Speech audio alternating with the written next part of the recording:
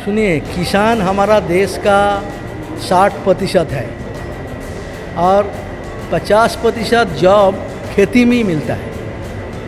और किसान अन्नदाता होता है। किसान उत्पादन करता है, लोग जीता है। किसान नहीं करेगा, सब लोग मर जाएगा। अन्नदाता है। मगर आज अन्नदाता के साथ जो विश्वासघात हो रहा है, नरेंद्र मोदी सरकार एक विश्वासघातों का सरकार है। किसान को वादा करके कोई वादा पूरा नहीं किया है। हमको वादा किया था एमएसपी देंगे, एमएसपी देने के लिए इनकार किया। फसल का दाम घटाएंगे, बढ़ाएंगे 1.5 गुना स्वामीनाथन के मुताबिक वादा किया था। 300 पब्लिक मीटिंग में, वहाँ से मुकर गया। सुप्रीम कोर्ट में जाके बोला हम दे नहीं सकता। तो दे नहीं सकता क्यों बोला था? झूठ, जनता को गुमराह करने के लिए। लोग सोचा था हमको मिलेगा, वोट दिया था। मगर वोट के बाद एक गद्दारों का सरकार मिला है। और हमारा आज किसान का जो मजबूरी है, वो किसान जिम्मेदार नहीं है। वो 18 घंटा काम करता है, पूरा बच्चा लेके परिवार चलाता है, फिर भी उसको उत्पादन नहीं होता, उसका घर में खाना नहीं मिलता। क्योंकि नीति के कारण। हमारा देश का कृषि नीति जो है, ये है अदानी अंबानी आमिरों के लिए, जो बड़ा बड़ा पूंजीपति है, खरीद करके ब्लैक में बेच के पैसा कमाता है, उसके लिए कृषि नीति है। किसान के लिए नहीं है। उसका फसल का दाम क्या होगा, उसका कर्जा मुक्ति का क्या होगा, उसके इलेक्ट्रिसिटी बिल का क्या होगा, उस पर जुल्म अत्याचार हो रहा है उसका क्या होगा, ये सब किसी नीति में नहीं है। किसी नीति में सिर्फ है कैसे किसान का फकीर बना के उसका ज़मीन छीन के कैसा अदानी अंबानी को वो ज़मीन दिया जाएगा। 3 काला कानून लाया था, उसी का मतलब है। उसका मतलब था किसान अपना ज़मीन में स्लेब बन जाएगा, गुलाम बन जाएगा, और किसान का फसल का दाम मिलना बंद हो जाएगा, मंडी खत्म हो जाएगा, बड़े बड़े कालाबाजारी खसम खरीद करेगा, और राशन व्यवस्था खत्म हो जाएगा, प्रोक्योरमेंट खत्म हो जाएगा। ये जो लाइन था, इसके खिलाफ पूरा देश के किसान लड़ाई किया और 384 दिन दिल्ली घेर के बैठा था। सर्दी में गर्मी में बैठ के मोदी को मजबूर किया था वो 3 काला कानून वापस लेने में। मगर वो वादा किया था, हमारा बाकी मांग नहीं मिला, 3 काला कानून तो गया। मगर हमारा जो फसल का दाम स्वामीनाथन के मुताबिक 1.5 गुना वो दे ही दिया, फसल का कर्जा माफी नहीं दिया, इलेक्ट्रिसिटी बिल विड्रॉ नहीं किया, बाकी जो मांग पूरा नहीं हुआ। हम बोला हम जीत है, इतिहास में सबसे बड़ा किसान का जीत है, मोदी को हराया एक दफ़ा। मगर जब तक हमारा बाकी मांग नहीं मिलेंगे आंदोलन चलेगा। तो हम बैठा था, तो वो सरकार लिख के दिया, मंत्री साइन करके दिया कि तुम्हारा 6 मकसूत्री ये मांग है, हम 6 मांग को आने वाला दिन में चर्चा करके संभालाए। मगर आज 1-2 साल हो गया, 2 साल में सरकार हमको बुलाया नहीं। जो वादा किया था वही गद्दारी चल रहा है।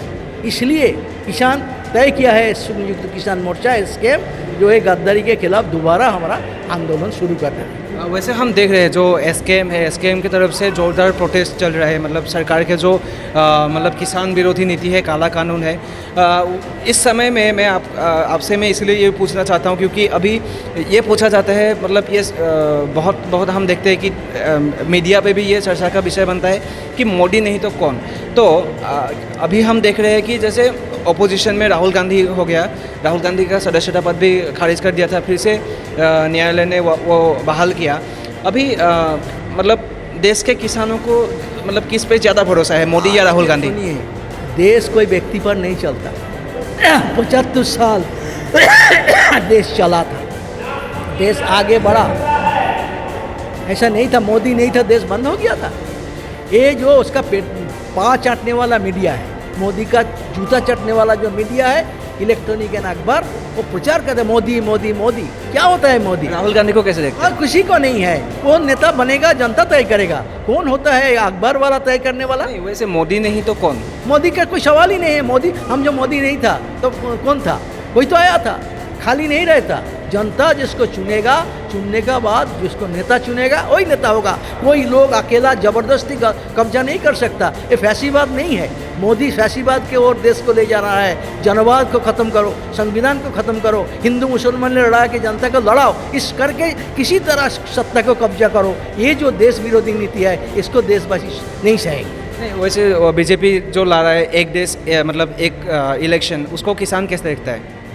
सुनो, ये भी एक उसका जो आरएसएस का फार्मूला है, एक देश, एक जाति, एक धर्म, एक भाषा, एक सब कुछ एक।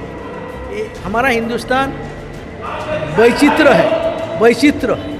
बहुता में एकता हमारा हिंदुस्तान है। 75 साल में हम इसको बिल्डअप किया है, इसको सब कुछ ख़त्म कर दिए। एक ही देश रहेगा, एक ही नेता रहेगा मोदी, एक ही धर्म रहेगा हिंदू, बाकी सब खत्म हो जाएगा। ये देश के साथ गद्दारी है, ये देशवासी कभी स्वीकार नहीं करेंगे। हमारा भारत जैसा हम लड़ाई, आज़ादी का लड़ाई से जिस भारत बनाया था वही भारत को हम बचाएंगे, संविधान को बचाएंगे, राष्ट्रीय एकता को बचाएंगे, सांप्रदायिकता के खिलाफ लड़ेंगे। ये हमारा किसानों का शपथ है। मेरा आखिरी सवाल है, जब भी हम देखते हैं मतलब ये जब मतलब मुद्दों को लेकर विरोधी जब या फिर जनता हो, आवाम हो या फिर किसान हो, सरकार को जब घेरते हैं तो ऐसा लगता है कि बीजेपी को एक मतलब सब प्रॉब्लम का सलूशन मिल गया है कि नाम बदल दो। तो अभी हम देख रहे हैं कि मतलब इंडिया नहीं भारत, तो आपको क्या लगता है देश का नाम बदलने से कुछ होगा? ये भी एक षड्यंत्र है। कल बोलेंगे बाप का नाम भी बदल दो, सबको आइन कर देंगे। हिंदुस्तान के 140 करोड़ लोग आपका बाप का नाम बदल दो, मानेंगे? कुछ करके नया चीज़ बना के उसका नाम रखना एक बात है, और कोई पुराना बना के गया उसके नाम बदल के क्रेडिट लेना ये गद्दारी है, ये कानून नहीं है, असभ्यता है। यही नाइन कर रहे हैं। एक अकेला सब पे भारी हैं, मोदी तो कहता है सब एक अकेला सब पे भारी। अकेला सबसे भारी बोला था, मगर क्यों 38 टुकड़ा क्यों इकट्ठा कर रहे हैं? अकेला भारी है तो 38 पार्टी को क्यों इकट्ठा कर रहा है? 38 टुकड़ा का क्यों इकट्ठा कर रहा है? डर रहा है कि आज उसको दिन खत्म होने वाला है, इसलिए से प्रचार होता है, मीडिया उसके हाथ में है, वो जो बोलेगा प्रचार होगा। मगर जनता के दिल में ये बात नहीं है। जनता समझ रहा है मोदी सरकार उसको दुश्मन है।